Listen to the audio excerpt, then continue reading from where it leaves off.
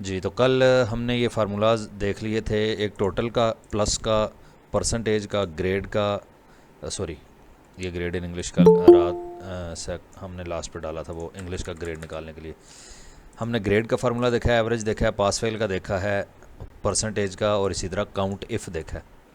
तो इन्हीं को दोबारा देख लेते हैं। हमारे पास ये एक बच्चों की लिस्ट है जिसमें आगे बच्चों के नंबर्स लगे हुए हैं, मार्क्स लगे हुए हैं, और हमने बेसिकली रिज़ल्ट शीट एक तैयार करनी है। इसमें टोटल मार्क्स हमें पता है सब्जेक्ट वाइज कितने कितने हैं, और यहाँ पे बच्चों के ऑब्टेन्ड मार्क्स हमने इंटर कर दिए हैं सारे के सारे, और टोटल मार्क्स हैं इस क्लास के 225, यानी इन तीनों को अगर प्लस किया तो 225 बनते हैं। और यहाँ पे हमने ऑब्टेन्ड मार्क्स, प्लस मैंने लिख दिया था कि ये फार्मूला का नाम है, लेकिन हम ऑब्टेन्ड मार्क्स, तो इसको हम, आप जानते हैं, रैप करेंगे तो ये इस तरह दुरुस्त आ जाएगा। तो यहाँ पे हमने पहला फार्मूला लगाया है, चूँकि हमने 1 2 3 ये 3 सब्जेक्ट प्लस करने हैं, तो फार्मूला लगाएं is equal to sum bracket start, जो हमने सीखा हुआ है, और पहले पे क्लिक करके ड्रैग करके आखिर तक ले जाएंगे जहाँ तक हमें सम चाहिए, ब्रैकेट क्लोज और एंटर। और अब हम इसी को ड्रैग कर देंगे नीचे तक, sorry sorry sorry sorry sorry गलती होगी, परसेंटेज में जा लिखा है। यहाँ पे फार्मूला हमने यहाँ पे लगाना है, इज़ इक्वल टू सम, और इन तीनों को हमने प्लस करना है। तो ये हमारे पास, इसी को डबल क्लिक करेंगे तो ये सारे पे ड्रैग हो जाएगा। अच्छा, सबको अंदाज़ा कि 6:05 पे क्लास स्टार्ट हो जाती है, तो आप सब 5 मिनट पहले आ जाया करें, फिर मुझे बार बार एडमिट करना पड़ता है, टाइम 15 मिनट तो इस चक्कर में ज़ाया हो जाते हैं एडमिट क्लिक करते करते। तो आप सब 5:55 पे रेडी हो जाया करें। कल 6:05 पे क्लास शुरू कर दें, उसके बाद किसी को एडमिट नहीं करना, असल में टाइम ज़ाया होता है ना। मुझे इशू नहीं है, क्लास मीट पे हम आए इसलिए थे कि 1 घंटे की क्लास हो, इधर भी आके अगर 35 मिनट की नहीं है फिर फ़ायदा नहीं है। तो यहाँ पे हमने ये प्लस कर दिया, आगे आ गए परसेंटेज। तो परसेंटेज वाला फार्मूला हमने ये लिखा हुआ है, सिंपली परसेंटेज किसको कहते हैं, obtained marks divided by total marks multiplied by 100। तो हम यहाँ पे भी is equal to bracket start obtained marks divided by total marks multiplied by 100, bracket close करके एंटर करते हैं, तो ये हमारे पास परसेंटेज। अब इसी फार्मूला को ड्रैग करके हम आखिर तक ले आते हैं, ये ऐसे। और एक फार्मूला हमने फिर सीखा ग्रेड का, जो सबसे लेंथी फार्मूला था और थोड़ा सा ट्रिकी था, तो इसका मैं फर्स्ट पार्ट पहले आपको बताता हूँ, बाकी सारे को भूल जाएं। इज़ इक्वल टू, हमने बेसिकली इस शीट को बताना है कि अगर परसेंटेज 90 हो तो ग्रेड ए प्लस हो, 80 हो तो ग्रेड ए हो, 70 हो तो ग्रेड बी प्लस हो, 60 हो तो ग्रेड बी हो, और सो ऑन इसी तरह चलते जाएंगे, और बिलो 40 हो तो बच्चा फेल हो जाए, ग्रेड एफ हो जाए। तो वही कंडीशंस हमने देनी है। तो हम बेसिकली क्या दे रहे हैं, इज इफ़ क्या चीज़ percentage greater than is equal to हो जाए 90 के, देन वो देखें ये नीचे लिखा भी आ रहा है, क्या आप भाई साहब क्या चाहते हैं, साथ साथ बताएगा आपको। हमारा टेस्ट है, लॉजिक टेस्ट ये है कि O2 यानी परसेंटेज वाला ये सेल, ये अगर ग्रेटर देन या इज इक्वल टू 90 हो तो क्या वैल्यू चाहिए हमें, A प्लस। तो जो वैल्यू चाहिए उसको हम इन्वर्टेड गामाज में लिखेंगे, ठीक है। यहाँ तक एक कंडीशन कंप्लीट हो गई है, पहली कंडीशन A प्लस वाली। ए प्लस, जी मैं समझ गया था, A प्लस वाली कंडीशन होगी कंप्लीट। अब दूसरी कंडीशन है हमारे पास, बेसिकली अगला फार्मूला यहीं पे लगाने के लिए बार बार इज इक्वल टू इफ़ नहीं लिखेंगे, बल्कि कॉमा लगा के फिर इफ़ लिखेंगे, इज इक्वल टू नहीं लिखेंगे, इफ़ लिखेंगे, नहीं लिखेंगे तो गलत हो जाएगा। इफ़ लिखना है ना, बार बार हमने इसको बताना है। ये वो मांग रहा है लॉजिक टेस्ट दें, और लॉजिक टेस्ट के साथ नीचे ये देखें, लॉजिक टेस्ट के साथ नीचे खुद इफ़ दे रहा है, इसका मतलब इफ़ लिखना लाजमी है। अच्छा, अगली कंडीशन मैंने बताया था, इसी को आप कॉपी कर लें, सारे को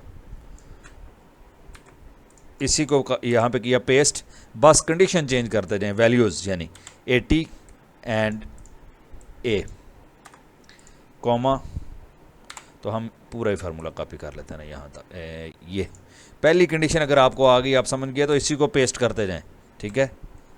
दोबारा पेस्ट करते हैं, ठीक हो गया, और 3 बार पेस्ट कर लिया। अब जस्ट हमने वैल्यूज़ चेंज कर देनी है। 70 हो तो ये आ जाए b प्लस, 60 हो तो आ जाए b, और 50 हो तो आ जाए c, और आखिर पे हम कर लेंगे, ये नीचे आ गया क्योंकि लाइन थोड़ी है, और ये ऊपर मैंने बताया था इस यहाँ पे जाके हम एडिट कर सकते हैं, ठीक है। हम यहीं पे चलते हैं ये। अच्छा, और आखिरी है, हम कहते हैं जी 40 हो तो आ जाए डी। अदरवाइज़ कल मैंने बताया था कि जब अदरवाइज़ लिखना है कि अगर ये ट्रू नहीं है, वैल्यू 40 आता है तो डी ट्रू है, लेकिन अगर ये वैल्यू ट्रू ना हो यानी 40 ना आए तो क्या आ जाए जी, एफ़।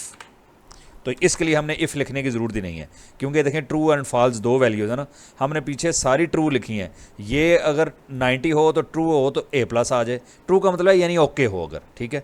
और फॉल्स का मतलब है कि हमें बेसिकली ये वैल्यूज़ जो चाहिए थी ये ना आए तो ये कंडीशन गलत हो जाए, तो कंडीशन गलत होने की सूरत में एफ़ लिखा आ जाएगा, ठीक है। अगर ये greater than is equal to 40 नहीं होता तो ये फॉल्स हो जाएगा, और फॉल्स की सूरत में एफ़ लिखा आ जाए। अब मैंने कल एक बात बताई थी, जितनी ब्रैकेट्स आपने स्टार्ट की हुई हैं ये सारी की सारी क्लोज़ करनी है। सबसे पहले ये एंड पे देखें ऑरेंज है, ऑरेंज हमने क्लोज़ कर दी। फिर उसके बाद आ जाते हैं, ये पर्पल सी है, छोटी होगी ना, नज़र भी नहीं उस तरह से आ रही, इसको भी क्लोज़ कर दिया। देन ग्रीन को क्लोज़ कर दिया, देन ये पर्पल है इसको क्लोज़ कर दिया, देन ये रेड है इसको क्लोज़ कर दिया, और लास्ट पे ये ब्लैक है इसको क्लोज़ कर दिया। ये नए एक्सेल में इन्होंने कलर्स डिफरेंट दिए, मैं पहले में नहीं है, ठीक है। इंटर करते हैं, ये एरर दे रहा है, इसका मतलब हमने यहाँ पे कोई गलती की है। कहाँ पे, हाँ कॉमा नहीं दिया यहाँ पे, ठीक है, यहाँ पे भी नहीं दिया, हर इफ़ के बाद कॉमा था।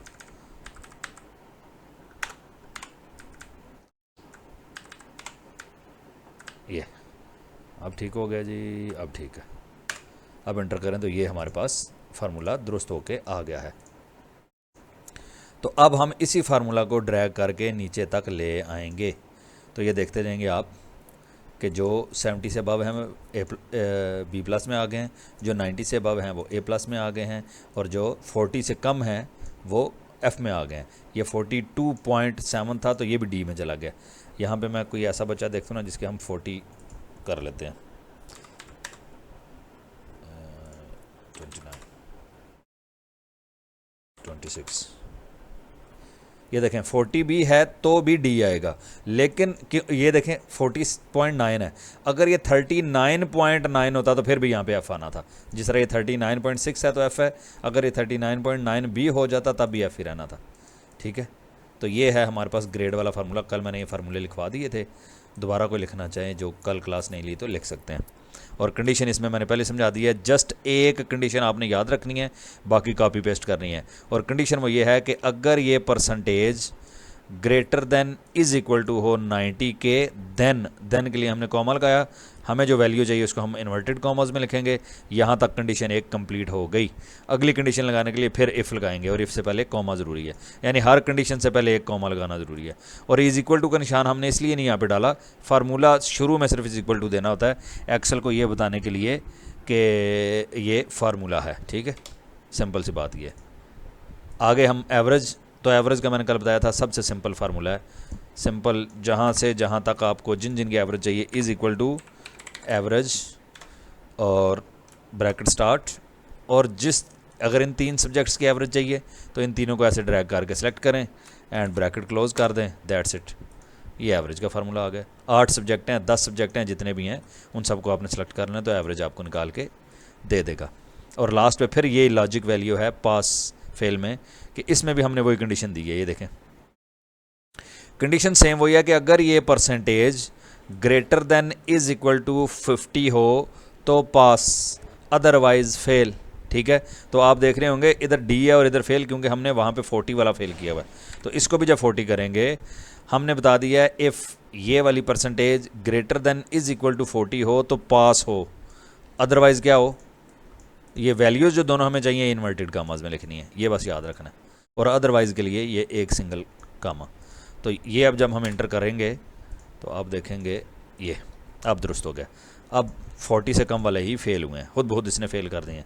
और एक चीज़ मैंने बताई थी, ये हाईलाइट कैसे हुए हैं रेड, ये हमने बेसिकली इस येलो को मैं ख़त्म करता हूँ क्योंकि ये तो ऐसे, ये ऐसे हुए कंडीशनल फॉर्मेटिंग मैंने बताई थी।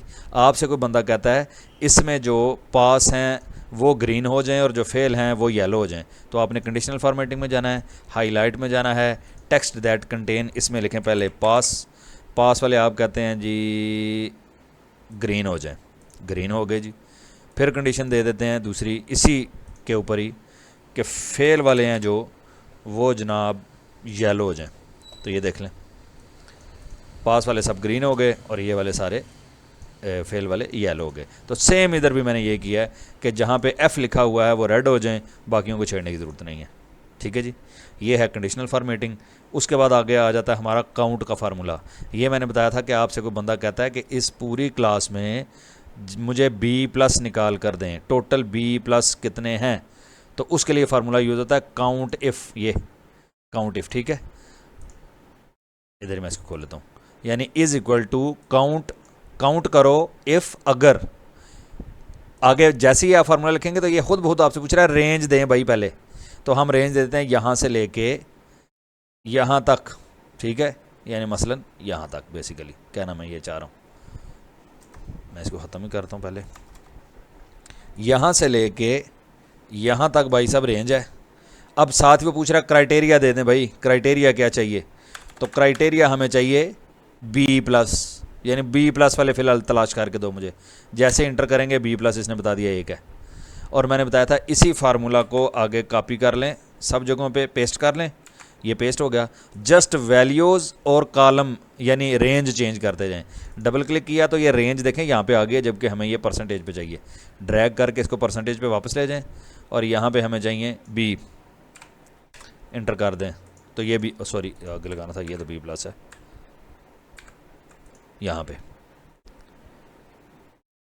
यहाँ पे हमने ये रेंज आ गई हमारी P2 से P22, इसको हमने चेंज करना है, ये इस पे लेके जाना है, और इसमें से चाहिए हमें B, तो हम इंटर करेंगे तो B हमारे पास इसमें, अच्छा यहाँ पे है, ये क्यों 0 दे रहा है सर, वो आप एवरेज वाले लगा रहे हैं। एवरेज पे मैं चला गया हूँ, माजरत, हमें A+ और B चाहिए। तो यहाँ इस कॉलम को यानी रेंज ये सिलेक्ट करनी है, इंटर करेंगे तो आपके पास B आ गए हैं 4। और इसमें भी सेम वही करना है कि हमने सबसे पहले जब भी फार्मूले में जाएंगे ये खुद आपसे पूछेगा, मैं ये दोबारा आपको लगा के बताता हूँ, is equal to count if. तो ये देखें ब्रैकेट स्टार्ट करते ही आपसे ना खुद मांगेगा वैल्यू, कहता है रेंज दें पहले, तो रेंज है भाई साहब हमारी ये, और आगे साथ ही पूछ रहा है क्राइटेरिया दे दें, लेकिन साथ ये भी बता रहा है कॉमा लगाना, साथ कॉमा। क्राइटेरिया है हमारा B, बल्कि अब C है, C, तो जो हमें वैल्यू चाहिए वो हम इन्वर्टेड कामास में लिखते हैं, ये हमें पता है। इंटर करेंगे तो ये C आपको बता देगा टोटल यहाँ पे 9 है, और सेम सो ऑन हम आगे चलते जाएंगे D और A+ के लिए और इसके लिए। तो जो भी चीज़ आपने काउंट करवानी है, बच्चे पास कितने हुए हैं वो काउंट करवाने हैं, तो काउंट इफ़, और आगे रेंज में दे देंगे ये रेंज, और क्राइटेरिया दे देंगे पास, तो पास आपके पास आ जाएंगे, फेल आ जाएंगे, ठीक है, सप्ली वाले आ जाएंगे। तो ये काउंट इफ़ का फार्मूला होता है बेसिकली चीज़ों को काउंट करने के लिए। आप चाहते हैं कि जब ये बंदा एंट्री कर रहा हो, जो भी एंट्री वाला है, वो मेल के स्पेलिंग कहीं ये ना लिख दे। अब 1 लाख नाम हो तो उसमें इस गलती को ढूंढ रहा बड़ा मुश्किल हो जाता है। अगर तो पहले नंबर पे हो तो इशू नहीं है, लेकिन दरमियान में कहीं हुई ना तो फिर मसला बन जाता है। तो आप चाहते हैं दुरुस्त ही नाम लिखे और फीमेल के कहीं यहाँ ये स्पेलिंग ना लिख दे, हो सकता है ना, गलती हो सकती है किसी भी बंदे से एंट्री करते हुए। तो उसके लिए बेसिकली हम डेटा वैलिडेशन लगाते हैं, या हम कहते हैं ये नंबर्स वाले सेल में जो सेल है हमारे पास, यहाँ पे चूँकि हमारे 11 डिजिट होते हैं तो 11 ही पूरे आएँ, 12 वाला भी एक्सेप्टेबल ना हो, 10 वाला भी एक्सेप्टेबल ना हो। या CNIC नंबर में हमारे 13 डिजिट होते हैं, तो हम चाहते हैं जब CNIC की कोई एंट्री कर रहा हो तो 13 डिजिट ही आने चाहिए, उससे कम या ज़्यादा नहीं आने चाहिए। उसके लिए यूज़ होता है डेटा वैलिडेशन, ये डेटा के अंदर ये वैलिडेशन है, ठीक है। तो हम बारी बारी, पहले तो सबसे हमें मेल फीमेल वाला चाहिए।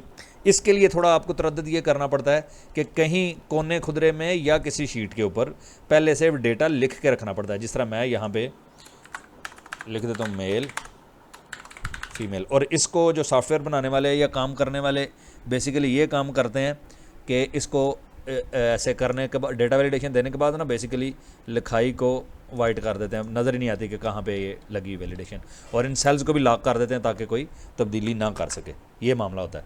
और मैक्सिमम जो है वो वैसे यहाँ पे पीछे कहीं लिख के तो उस कॉलम को ऐड कर देते हैं, वो भी ईजी होता है, जिस तरह मैंने बताया था ना। यानी अगर मैंने इसमें लिखा तो इस कॉलम को ही मैं ऐड कर दूंगा ना, ये नज़र ही नहीं आएगा, आपका बाकी काम चलता रहेगा। लेकिन आपने यहाँ पे ऐसा नहीं करना, क्योंकि वैलिडेशन वाली शीट्स आती उसी वक्त है जहाँ पे लोगों ने सेल्स लॉक किए होते हैं या हाइड किए होते हैं, उनमें आप तब्दीली नहीं कर सकते। तो आपने जस्ट अपने काम की एंट्री करनी होती है, ठीक है। तो अब हमें मेल और फीमेल का चाहिए data validation drop down box, तो हम बेसिकली इसको करेंगे सिलेक्ट, यहाँ पे जाएंगे डेटा में, यहाँ पे जाएंगे वैलिडेट डेटा में, और यहाँ पे हमें चाहिए क्या चीज़, लिस्ट चाहिए, यानी लिस्ट के अंदर वो नाम, मेल फीमेल जेंडर सारे लिखे हों। लिस्ट पे क्लिक किया, ये 2 सेल टिक कर लेने हैं। पुराने ऑफिस में मुझे लगता है ये टिक नहीं होता, आपने इसको टिक कर लेना है, इन सेल ड्रॉप डाउन, ठीक है। और सोर्स ये देखें ना मांग रहा है, तो सोर्स आपने यहाँ पे क्लिक करके वो वाले सेल सेलेक्ट कर लेने हैं जो सोर्स डेटा है जहाँ पे पड़ा हुआ, इन दोनों को सिलेक्ट किया, इंटर किया और ओके। अब देखें जब भी आप यहाँ जाएंगे ये साथ एक ड्रॉप डाउन बना आ रहा है, ये यहाँ से बस सेलेक्ट ही करना है आपने, लिखना कुछ नहीं है, ठीक है। लेकिन ये नीचे अभी हमने किया ही ना, हमने एक सेल पे लगाया है। अब इसी को अगर मैं पेस्ट करना चाहता हूँ तो यहाँ पे Ctrl+C और Ctrl+V नहीं चलेगा कभी भी, क्योंकि ये डेटा वैलिडेशन लगी हुई है। इसको पेस्ट स्पेशल करना है। मैंने बहुत पहली क्लास में बताया था कि पेस्ट ही देखें, ये पेस्ट स्पेशल हम बाद में देखेंगे, उसका काम आएगा बेसिकली यहाँ पे पेस्ट स्पेशल का। इन सारे सेल्स को सिलेक्ट किया, पेस्ट के ये ड्रॉप डाउन मेन्यू पे क्लिक किया, पेस्ट स्पेशल है ये लास्ट पे, इस पे क्लिक किया एंड वैलिडेशन, यानी वैलिडेशन को पेस्ट कर दो, ओके। अब सब के साथ ये ड्रॉप डाउन बना आएगा, ये लें। अब लिखने की भी ज़रूरत नहीं है, यहाँ से बस टिक करके सेलेक्ट करते जाएं ये। और अगर माउस के ज़रिए नहीं कीबोर्ड से करना चाहते हैं तो उसके लिए शॉर्टकट की है आल्ट, ये आल्ट दबा के नीचे वाली एरो दबाएंगे तो ये वैल्यू आती है, और टैब से अगले खाने में ये तेज़ी से आप कर सकते हैं, ठीक है। ये इस तरह से है, डेटा वैलिडेशन है बेसिकली। ये डेटा वैलिडेशन में एक चीज़ हमने सीखी, ड्रॉप डाउन कैसे लाना है। और ये आप सोच रहे होंगे मेल फीमेल का इतना कौन सा मसला है, लेकिन यहाँ पे अगर 15 क्लासेज हों और आपने वो सिलेक्ट करनी हो तो फिर उसके लिए भी सेम यही फार्मूला करेंगे। नर्सरी 1 2 3 4 5 6 7 8 9, एक दफ़ा यानी तरद्दुद करना आपने सिर्फ, ओह सॉरी 10th। ये आ गया आपके पास डेटा, और ये डेटा वैलिडेशन आप क्लास पे लगानी है। सारे को पहले ही सिलेक्ट कर लें, वो मैंने पेस्ट स्पेशल आपको समझाना था, जस्ट सारे को सिलेक्ट कर लें, डेटा में जाएं, वैलिडेशन में जाएं, यहाँ से लिस्ट पे क्लिक करें, ये दोनों सेल क्लिक करें, सोर्स पे क्लिक करें, और सोर्स हमने सेलेक्ट कर लेना है ये, और इंटर कर दें। सोर्स हमारा सेलेक्ट हो गया। अब देखें जहाँ पे आप जाएंगे ये सारी क्लासें शो हो रही हैं, ठीक है। तो ये बेसिकली ड्रॉप डाउन लिस्ट इस काम के लिए यूज़ होती है, आपके लिए आसानी हो जाए, बस यहाँ से सिलेक्ट करते जाएं, तरद्दुद नहीं है बार बार लिखने का, ठीक है। 11th 12th जो आप लिखना चाहते हैं वो इस डेटा में पहले आपने ऐड कर लेना है। अच्छा, साथ इसके आप ना मैसेज भी लगा सकते हैं। मसलन यहाँ पे आपने साथ मैसेज देना है इस बंदे को, एंट्री वाले को, कि भाई यहाँ पे क्या लिखना है, कुछ भी नहीं लिखा हुआ। इसी वैलिडेशन में जाएं और इसमें ये इनपुट मैसेज देखें, टाइटल हम लिख देते हैं जी, टाइटल जेंडर ही है, लेकिन मैसेज हम देना चाहते हैं उर्दू में भी लिख सकते हैं, इस खाने में बच्चे की जिन्स लिखें। लें जी, अब जब भी आप इस खाने में जाएंगे, कर्सर लेके जाएंगे, तो ये साथ मैसेज लिखा आएगा, इस खाने में बच्चे की जिन्स लिखें। तो ये आप साथ मैसेज भी दे सकते हैं। अच्छा, अगर मैं यहाँ पे कुछ गलत लिखता हूँ, मैं लिख देता हूँ, ये एरर दे रहा ना, लिखना मैंने मेल फीमेल था, जेंडर लिखना था, और मैं कुछ और लिख रहा हूँ, तो इस एरर को भी आप तब्दील कर सकते हैं डेटा वैलिडेशन में। मैं यहाँ पे जाके वैलिडेशन में एरर अलर्ट करता हूँ, टाइटल वही दें, जेंडर, और मैसेज अपनी मर्ज़ी का, भाई साहब आगे देखकर दुरुस्त एंट्री करें, कुछ भी लगा सकते हैं, ये तो मैं ऐसे ही कर रहा हूँ ना। तो अब जब यहाँ पे मैं लिखूँगा 566, तो ये कहेगा भाई साहब आगे देख के दुरुस्त एंट्री करें। तो ये है डेटा वैलिडेशन का फ़ायदा, ठीक है। आप यहाँ पे मैसेज भी दे सकते हैं कि इसमें करना क्या है, पूरी बात समझा सकते हैं, और जो डेटा आपने दिया होगा आप वही दुरुस्त पुट कर पाएंगे। यहाँ पे कोई गलत डेटा यहाँ पे पुट हो ही नहीं सकता। और मैसेज भी आपने देख लिया, इनपुट मैसेज हमने कैसे देना है, और अलर्ट मैसेज एरर वाला वो कैसे आएगा ये भी आपने देख लिया। इसको रिपीट एक बार कर दूँ। अच्छा जी, बेसिकली हम इसमें बहुत सारे काम कर सकते हैं। पहला काम मैंने आपको बताया कि ड्रॉप डाउन लिस्ट बना सकते हैं। यहाँ पे अब क्लासेस 20 लिखनी है तो 20 की 20 बार बार नर्सरी मतलब इन 6 बच्चों की नर्सरी है तो बार बार नर्सरी आप क्यों लिखेंगे। कॉपी पेस्ट भी कर सकते हैं, लेकिन कॉपी पेस्ट नहीं आप करते, कोई मसला है। या यहाँ पे नर्सरी है और यहाँ पे जाके फिर नर्सरी आगे, फिर ऊपर जाएंगे कॉपी करने, फिर नीचे आएंगे पेस्ट करने, नहीं। हम वैलिडेशन लगा लेते हैं जिसमें हम डेटा ऑलरेडी एक दफ़ा डाल देते हैं और वहाँ से हम ड्रॉप डाउन लिस्ट के ज़रिए उठाते रहते हैं। हम जितने सेल्स के ऊपर ये वैलिडेशन लगानी है उनको सेलेक्ट किया, डेटा वैलिडेशन में गए, सेटिंग में जाके हमने अगर ड्रॉप डाउन लिस्ट बनानी है तो लिस्ट पे क्लिक की, सोर्स सेलेक्ट किया, और सोर्स हमारा होगा बेसिकली जो हमने डेटा पहले से एक दफ़ा लिख के रख लेना है। इंटर किया और ओके, तो ये वैलिडेशन हमारे पास लग गई है। ये सारी की सारी क्लासेस आ रही हैं अब इस सेल में जहाँ भी आप जाएंगे। इसी तरह जेंडर को लगा सकते हैं। अब दूसरी वैलिडेशन में समझने वाली टेक्निकल चीज़ है ना, जो वो नंबर्स हैं।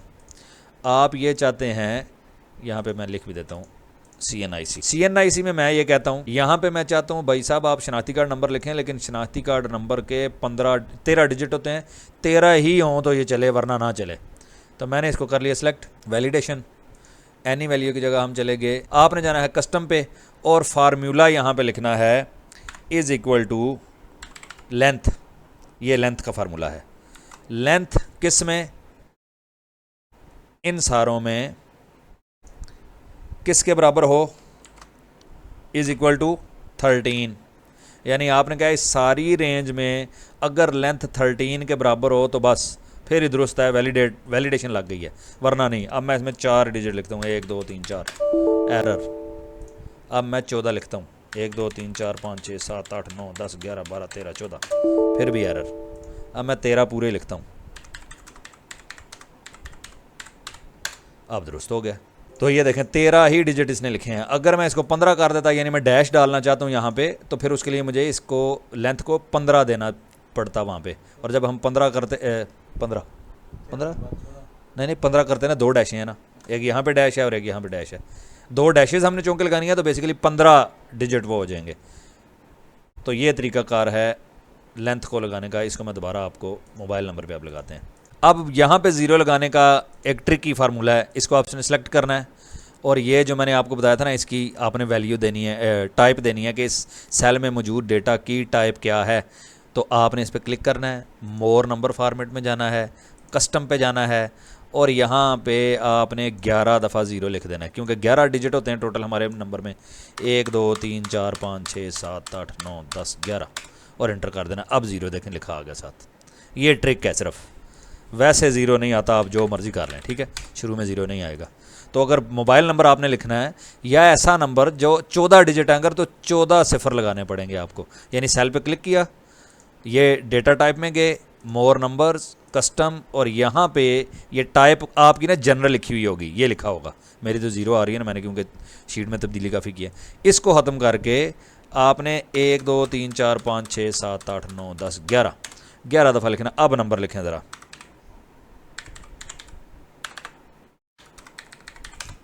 ये लें, अब 0 लिखा आ गया।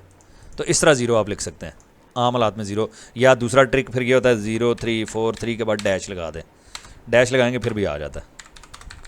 लेकिन आपकी बहुत सारी ऐसे एक्सेल के अंदर ख़ास तौर पे ये 0 डैश लगाने की इजाज़त नहीं देते, उसकी वजह कि उन्होंने डेटा वैलिडेट के ज़रिए पूरा डेटा नंबर उठा के उधर फेंकना होता है। तो इसलिए डैश के बगैर अगर आपने 0 लगाना है तो वो ये तरीकाकार है। इसको मैं रिपीट कर रहा हूँ दोबारा, ये लेंथ वाले को। मैं यहाँ पे चाहता हूँ कि मेरे 13 नंबर ही, या 15, अब हम 15 करते हैं, 13 हमने पहले किए ना, अब 15 करते हैं। डेटा वैलिडेशन ख़त्म करने के लिए उन सारे सेल को सिलेक्ट करना होता है। डेटा वैलिडेशन में जाके ये क्लियर आल लिखा हुआ है, ओके कर दें तो ये डेटा वैलिडेशन ख़त्म। अब मैं चाहता हूँ मैंने डैश भी यूज़ करनी है, इसलिए 15 हों तो फिर ठीक है। तो मैं इन सारे सेल्स को पहले करूँगा सिलेक्ट, मैं चला जाऊँगा डेटा वैलिडेशन में, यहाँ पर जाके यहाँ से मैंने सेलेक्ट करना है कस्टम, और फार्मूला हमने लगाना है is equal to length, LEN सिर्फ लिखना है, ठीक है, और ब्रैकेट स्टार्ट, किसकी लेंथ, इन सारे कॉलम्स की, ठीक है, हमें वैसे बार बार आदत पड़ गई पहले सेलेक्ट कर ले, तो ना भी सिलेक्ट करने तो काम चलेगा।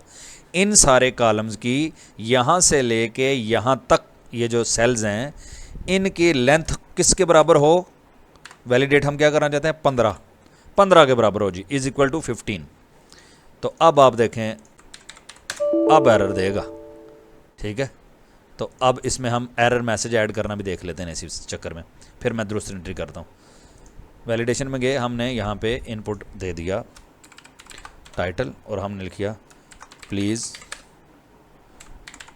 Right CNIC number including dashes. अच्छा जी, तो अब देखें ये मैसेज साथ साथ लिखा आ रहा है कि भाई साहब डैश समेत नंबर लिखना है इसमें, ठीक है।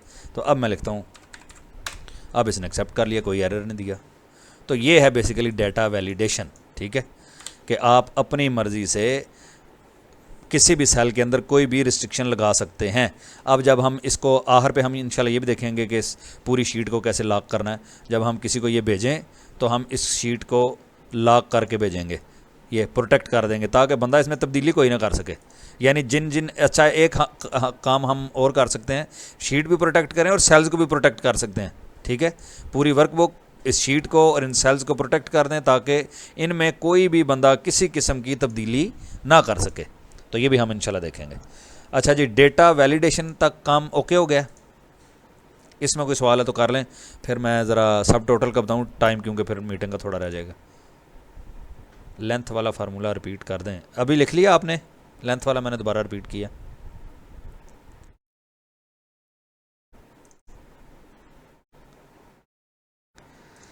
अच्छा जी, इसको ख़त्म कर देते। एरर मैसेज लिखना भी आपने देख लिया, ड्रॉप डाउन लिस्ट बनाना भी देख लिया, और ये मैसेज जो इनपुट मैसेज है ये भी देख लिया, ठीक है जी। और हमने फार्मूलाज भी देख लिए हैं। Yes sir, okay. अच्छा जी, अब आ जाते हैं हम सब टोटल में। सब टोटल बेसिकली इस्तेमाल होता है, जो मैं इस्तेमाल करता हूँ। आपके पास ये लिस्ट है और आप ये चाहते हैं कि भाई साहब ये 2-3 काम हो जाएं इसमें, कि एक तो ये स्कूल वाइज हो जाए, दूसरा इनके बच्चों को मैं गिने लूँ कि हर स्कूल के अंदर कितने बच्चे हैं। मैं सबसे पहले वो काम करने लगूँ जिसके लिए मैं खुद यूज़ करता हूँ, फिर हम इसी में जाके बाकी चीज़ें भी देख रहे होंगे कि सब टोटल बेसिकली क्या है। तो उसके लिए बेसिकली करना ये होता है कि सब टोटल पे क्लिक करना है, तो ये पूरी शीट खुद ब खुद सिलेक्ट कर लेता है। ना भी करे, आपने जहाँ से जहाँ तक सब टोटल लगाना है उस सारे को करें सिलेक्ट। यानी आपने कर लिया यहाँ तक, आखिर तक, यहाँ तक आपने कर लिया सिलेक्ट, और अब सब टोटल पे क्लिक कर दें। अब ये कंडीशंस आगे पूछना शुरू हो जाएगा खुद ही कि क्या चाहिए आपको। सबसे पहले हम कहते हैं, वो कहता है किस के बाद आप तब्दीली करना चाहते हैं, हर सीरियल नंबर के बाद। हम कहते हैं नहीं, हमें हर स्कूल के बाद तब्दीली चाहिए, इंस्टीट्यूट। क्या करूं भाई, हर इंस्टीट्यूट के बाद काउंट करके दो, ठीक है। ये सारे फार्मूलाज आप अपनी मर्ज़ी से ये जब प्रैक्टिस करें बारी बारी सारी वैल्यूज़ लगा के देखें, लेकिन मैं कहता हूँ हर स्कूल को काउंट करो। और इधर वो फिर कहता है सब टोटल किस में ऐड करूं, हम कहते हैं भाई इंस्टीट्यूट में ऐड करो ना।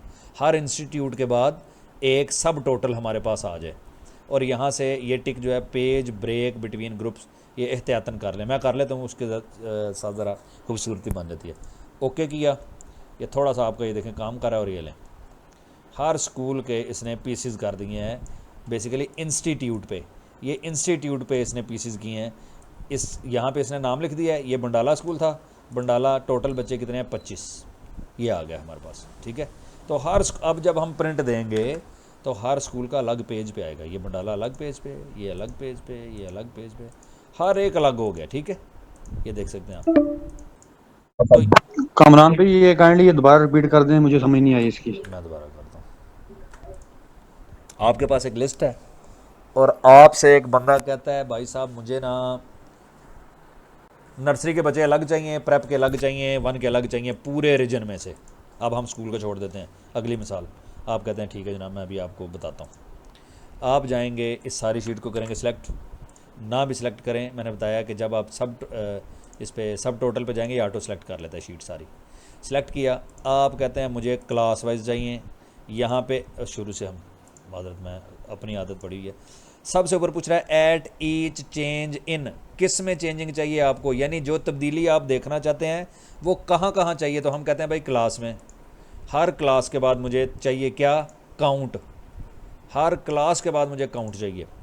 और यहाँ पे फिर हम सब टोटल क्लास, जो कैटेगरी हम यहाँ सेलेक्ट करेंगे वही यहाँ पे सेलेक्ट करनी है। ओके कर दिया तो अब आप ये देखेंगे कि क्लास वाइज ये सारे के सारे ना आपके पास सब टोटल लेके आ जाएगा। थोड़ा टाइम लगे, जितनी वैलिडेशन थोड़ी तगड़ी डालेंगे उतना टाइम लेगा। ये देखें ये वर्किंग कर रहा है यहाँ पे, ये राइट साइड पे, ठीक है। जितना डेटा ज़्यादा होगा उतना टाइम लेगा। और आपके पीसी पे भी ये डिपेंड करता है। अगर कंप्यूटर की रैम थोड़ी है या स्लो है तो फिर उसके लिए हो सकता है आधा घंटा लगा दे, लेकिन आपका पीसी अच्छा है और डेटा ज़्यादा है तो ये देखें जी, हर क्लास के बाद इसने बता दिया कि क्या कितने कितने बच्चे हैं। नर्सरी में बता रहा है बंडाला के 2 बच्चे हैं, प्रेप में 1 बच्चा है, 1 में 3 बच्चे हैं, 3 में 4 बच्चे हैं। ये हर स्कूल का इसने क्लास वाइज बता दिया। बात समझें। अगर इसी को हम इश्तियाक भाई, एक मैं और अभी आपकी बात के बाद मुझे याद आया, एक तब्दीली करके देखते हैं। हम इसी पे दोबारा लगाते हैं सब टोटल, और हम यहाँ पे तो क्लास की, लेकिन यहाँ हम कहते हैं हर इंस्टीट्यूट के बाद सब टोटल आए। मुझे ऐसे जहन में आया कि क्या ये भी मुमकिन है, ये चेक कर लेते हैं कि हर क्लास के बाद ना दे बल्कि हर स्कूल के बाद सारी क्लासों का दे दे अलग अलग। चेक कर दें, पता नहीं क्या बनाएगा। तो इसी तरह जब आप भी कोई भी इसमें से फंक्शन अप्लाई करें, डेटा वैलिडेशन में से, सब टोटल में से, या फार्मूलाज लगाते हैं, तो ये खुद बहुत सारी चीज़ें ट्राई किया करें चेंज कर करके। कुछ भी नहीं होगा, कम से कम एरर ही देगा ना, उससे ज़्यादा तो कुछ नहीं करेगा। थर्ड काउंट फर्स्ट नहीं, वही किसने काम किया, यानी जो हमने वहाँ पे सिलेक्ट करना है वही यहाँ पे सिलेक्ट करना है। फुल बंडाला के बाद हम देख लेते हैं। हाँ, कोई अच्छा ऐसा नहीं इसने किया, ठीक है। यानी जिस तरह मैं यूज़ कर रहा हूँ ना, वही बेसिकली तरीका है कि आपने मैं दोबारा शुरू से अब समझाता हूँ, शीट वापस आने दें। आपने इश्तियाक भाई, आपको आपके पास ये लिस्ट है सारी, और आपको एक बंदा कहता है कि मुझे ये सब टोटल वैसे यूज़ करते हैं हम, अगर इस तरह की बड़ी शीट्स को प्रिंट करना हो ना तो हम बेसिकली आम प्रिंट करेंगे। तो ये देखें बंडाला बंडाला बंडाला इधर से जाकर बढ़ेंगी शुरू हो गया। अब इसको अलग करने के लिए हमें तरद्दद ये करना पड़ता है कि जहाँ पे पेज ख़त्म हो रहा है, यहाँ पे ये डॉटेड लाइन पे पेज ख़त्म हो रहा है, तो हमें बेसिकली इतने खाने ऊपर से खाली करने पड़ते हैं। हम इंसर्ट करके सेल्स न्यू डालते हैं। अब ये देखें पहले पेज पे बंडाला और अगले पे बढ़ेंगे है, लेकिन बंडाला की ये लाइनें, या हम इनको कहते हैं जी हम बॉर्डर ख़त्म कर देंगे ना जी, बॉर्डर ख़त्म कर दें। अब प्रिंट दे के देख लें, ये नीचे से फिर भी तो बुरा ही लग रहा है, ठीक है। सारे किस्म का हम फर्म चेंज कर देते हैं, नो बॉर्डर, फिर भी तो ये हाली जगह बहुत बुरी लग रही है, और ये बिल्कुल ऊपर देखें चढ़ गया, ये सारी सेटिंग ख़राब हो गई है। तो इसके लिए हम आसानी के लिए फिर सब टोटल कर लेते हैं इस पूरी शीट का। तो वो सब टोटल करने के लिए हमने जस्ट जाना है डेटा पे, सब टोटल पे क्लिक करना है, और यहाँ से हमें जो डिटेल चाहिए, अगर ग्रुप वाइज चाहिए तो यहाँ ग्रुप पे क्लिक करेंगे। जिस किस्म की जो यहाँ पे कॉलम मौजूद होंगे ना, वो सारे यहाँ पे शो हो रहे होंगे। अगर आईडी वाइज आपको चाहिए तो आईडी वाइज करेंगे ना, तो एक तो टाइम ज़्यादा लगेगा, क्यों, हर बच्चे की आईडी यूनिक है, और ये हर एक बच्चे को अलग पेज पे कर देगा। पहले पेज पे सिर्फ सफ़ीउल्लाह आएगा, दूसरे पे सिर्फ मेहरुन्निसा, तीसरे पे इस तरह है। तो हमें तो बेसिकली चाहिए, हम चाहते हैं जी स्कूल वाइज डेटा हमें दे दो, स्कूल वाइज कर दो इसको, और इसको काउंट करो। अगर हम सम करते हैं तो सम कर देगा, अगर इसमें कोई जमा नफ़ी वाला या डिजिट्स हुए, यानी रीड आईडी हम लगा के और सम करते हैं तो इन सब को ये जमा करके दे रहा होगा। ये सम हम उस वक्त यूज़ करेंगे जब इसी शीट में हमारे पास कहीं ग्रुप की जगह पैसे लिखे हों, हमने देखना हो बंडाला के बच्चों के कितने पैसे आए हैं, तो वो हम यहाँ से सम फ़ौरन करवा सकते हैं इससे, ठीक है। लेकिन अभी हमने काउंट करवाना है, हम बच्चे काउंट करवाएंगे। इंस्टीट्यूट ऊपर हमने सेलेक्ट किया, तो ये भी सब टोटल भी इंस्टीट्यूट के नीचे आए, ओके कर दें। तो ये स्कूल वाइज सारे का सारा देखें ब्रेक हो गया, बंडाला के बाद उसने काउंट कर दिया, आगे अगला स्कूल शुरू हो गया, और हर एक अलग पेज पे आ गया। ये फ़ायदा भी हमें हुआ, ये 2 फ़ायदे हैं। बस इतना से काम है इसका सब टोटल का। जी इसमें आपको पूछना चाहते हैं तो पूछ लें। टाइम कितना रह गया इश्तियाक भी देखिएगा जी, एक टाइम रह गया 10 मिनट का मान लो जी। कोई सवाल अबरार भाई?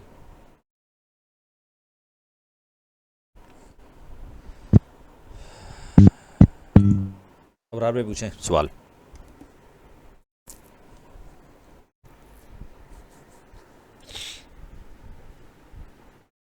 अबरार भाई सवाल।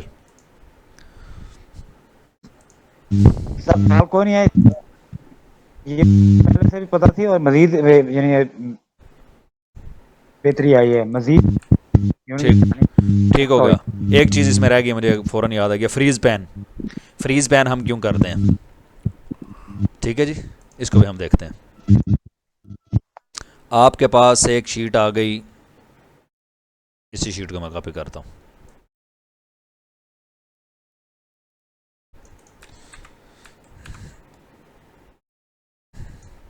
यहाँ पे पेस्ट कर देता हूँ। ये समझे एक ही शीट है जी, ठीक है। आपके पास किसी ने एक ही शीट भेजी और उसमें ये सारा डेटा है। आप जब इधर लिखना चाहते हैं ना, मसलन ये समझ लें कि बच्चों के आपने मार्क्स लिखने हैं हर बच्चे के, या हर बच्चे का मोबाइल नंबर लिखना है। यहाँ पे मैं लिख देता हूँ मोबाइल।